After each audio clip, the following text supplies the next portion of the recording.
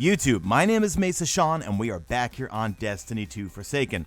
Alright folks, in this video, I'm going to show you how to do the Wanted Blood Cleaver adventure. Well, not really adventure. It's a wanted bounty that you get from the spider, and it is heroic, so it will drop you powerful gear. Once you pick up the wanted bounty, you will see the adventure icon appear over on IO. Now, it could appear in a number of different lost sectors. Sometimes it was the one by Ashimir. The one that I got was over by where the Whisper of the Worm was. So, I would go in with a fire team of 3, especially if you're lower in power. My power level right here was about 510, 511, and all the enemies in this are 540. Now, it's got some pretty unique mechanics to it. Now, watch when we go through this room right here. We cannot shoot our weapons. The only thing we can do is melee. So we see a few dogs here, and we need to melee them. This is your introduction on what you're going to have to do when you fight the Blood Cleaver. So here's how the fight works. When you make it into the final room, he is surrounded by the shield. When you walk through the shield, you cannot shoot your weapons, you could only melee.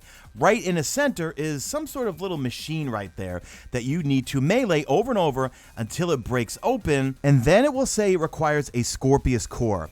So what you want to do is have 2 people running distraction on the Blood Cleaver to get his attention while someone goes in and keeps meleeing that thing.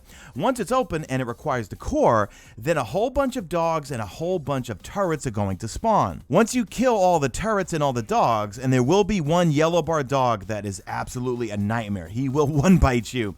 Someone goes in, still do the same thing, have 2 people run distraction, dunk the core, and then the shield comes down and everyone can do DPS on him. I would say the minimum to be power level would be about 510. I think if you go below 510 and he's 540, you will see question marks next to his name, which means you cannot do any damage to him. Now, this is not that hard, guys. Go in with a fire team of 3. I know everyone wants to solo everything nowadays, but go in with a fire team of 3, get yourself a powerful reward. I got myself some 513 gloves, and that's that dog that I kept talking about. One will spawn each time that you go in and put one of those cores in, and they are a nightmare.